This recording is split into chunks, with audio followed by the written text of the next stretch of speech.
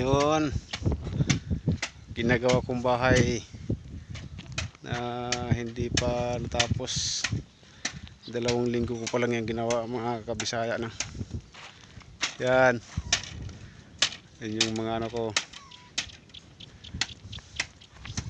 Ikutin ko sa inyo, yan yung ginawa kong bahay. 2 linggo pala po yung ginagawa. Napakalupit ginawa ko, guys. Napakalupit yan, oh. Oh. Yan yung kusina ko. Siyempre hindi ako papayag na lilipatan ko yan na wala pang CR.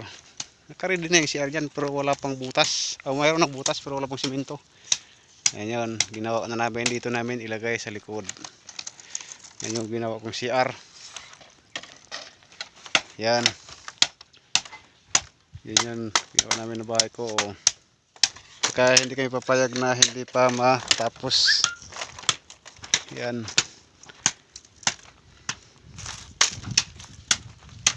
Yan. Ano lang po yan sa taas, mga guys. Bayog lang po yan sa taas. Tapos inalaw lang namin ng sigsag na yung bulo. Sa Bisaya pa, tambuang. Yan guys, ginagawa ko. Ikutin ko sa inyo kung paano ko ginawa to. Napakalupit kung paano gawin ko. Yan, i-vlog ko rin to sa inyo. Hindi pa tapos. Saka yan. Yan yung ginagawa ko.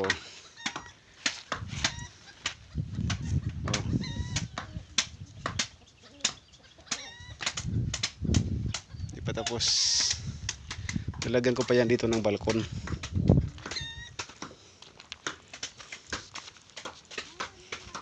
Yan, oh.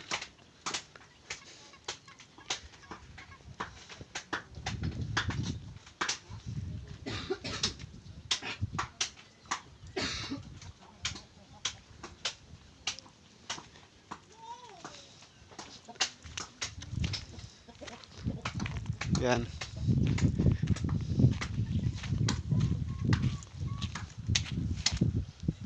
Yan, sa loob hindi pa tapos, nandun na yung simento ko pero kulang pa rin. Yan. Yan, oh. Yan. Yan yung ginawa ko ng bahay na kabalahan ko nang wala pasok sa trabaho. Yan. Yan. Saka rito yung space din namin dito. Nandito yan, oh. Space yan yung motor ko, sport car ko. Yan, maluwang yan, oh. Oh. Ganin ko. Tapos ito yung kalsada papunta doon sa kabila, pababa. Pwede ka dadaan dyan, pabalik. Tapos dito ka rin pabalik dito sa kabila. Mahangin dito, guys, presko siya. Tapos dito sa kabila po rin ako. Pwede rin akong dadaan dito sa kabila. Ayun, daanan namin dyan sa kabila. Yung pusti, guys, kapakabit akong kurente malayo. 50 meters yan. Sikabit ko dito. Tapos yung bahay ko na yan, lagyan ko pa yan ng balkon. Kasi ito na yung kalsada, oh. Kalsada yan. Yan. Tapos pasok tayo sa loob. Hindi pa kasi siya matapos. Pasok natin sa loob. Yan. Para makita nyo, wala pa akong buhangin na bili. Wala pa akong kulang ko. Ito yung sa loob na tatambakan ko pa. Kulang pa yung simento ko. Saka i-flooring ko pa to. Yan. Yan yun. Saka siya ito. Kita ko sa inyo. Wala pa dito diding. Ito yung space niya sa loob. 2 lang ito. Kusina. Tapos pag ikot ko dito, yung daanan. Tapos maluwang dito sa likod, guys, oh. Sa likod maluwang yan. Bundok yan. Yan. Dito kalaki yung bahay ko dito. Saka siniminto ko sa hap ka para hindi siya mainit, guys. Siniminto ko na. Ako lang po gumawa nitong rin. Pintuan din. Ginawa ko rin to rin. Yan. Ako lang gumawa niyan. Straight walang pasok. Straight to dito, walang pasok sa 2 linggo.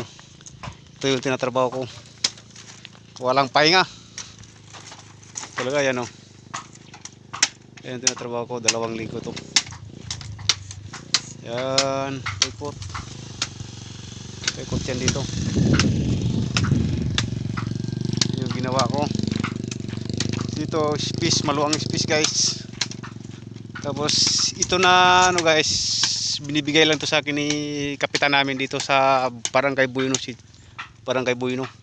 Itong lote ko, kaya ginandahan ko konti yung bahay ko kahit sawali lang. Siyempre, binigyan kami ng kapitan ko. Kap, maraming salamat sa binigay mo na lote dito sa amin. Malaking tulong na po ito sa amin. Wala ikaw, kung wala ka, hindi ko to matatayo itong bahay ko na to. Maraming salamat sa iyo. Saludo ako sa iyo, Kap. Ito. Tapos ito yung space. Ito sa likod, guys, lalagyan ko pa to ng blocks. Bibili pa ako ng blocks na mga 100 pa. Ipader ko to sa likod para hindi lalaglag tong lupa na pinapatag. Saka ito na yung CR namin na kulkul na wala pang blocks, pang simento. Ito yung space, oh. Yan yung space, guys. 2 linggo na to, mahigit 2 linggo na to tinatrabaho ko tong bahay na to. Walang pahinga. Yan, oh. 2 linggo na yan. Wala pang yero, guys. Yan.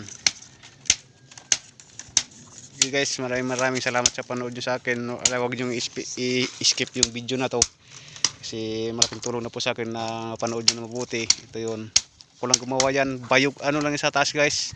Bayog, kung sa Bisaya kawayan lang. Walang kahoy kasi sa amin dito.